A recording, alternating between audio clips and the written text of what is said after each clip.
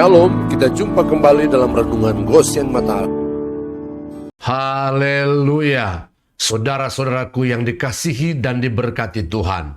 Renungan pagi hari ini bertema, biarlah Yesus makin senang berdiam di dalam kita. Bacaan firman terambil dari Efesus pasal 3 ayat 17 dalam terjemahan baru.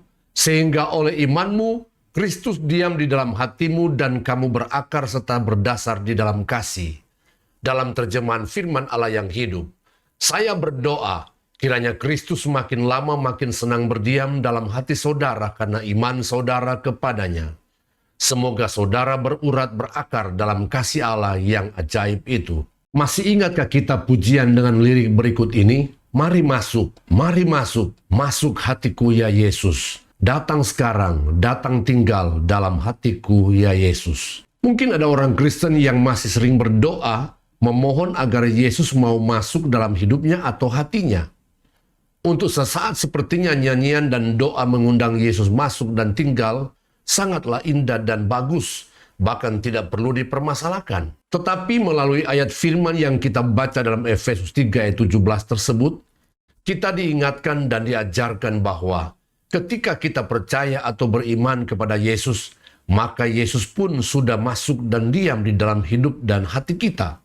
Iman yang membuat Yesus makin senang dan makin betah diam di dalam kita bukanlah iman yang sekedar diucapkan dari mulut dan kata-kata kita, tetapi iman yang juga di dalam hati kita yang kita implementasikan dalam bentuk penyerahan hidup yang total atau seluruhnya kepada Yesus. Saudara-saudaraku yang terkasih di dalam Yesus, kita semua sudah percaya dan beriman kepada Yesus sebagai Tuhan dan Juru Selamat.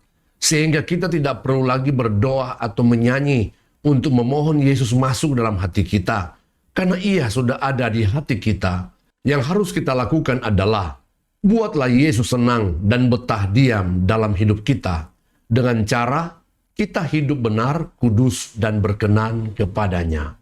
Roma pasal 9 ayat 8 dan 10. Tetapi apakah katanya? Ini, firman itu dekat kepadamu, yakni di dalam mulutmu dan di dalam hatimu. Itulah firman iman yang kami beritakan. Karena dengan hati orang percaya dan dibenarkan, dan dengan mulut orang mengaku dan diselamatkan. Amin. Tuhan Yesus memberkati.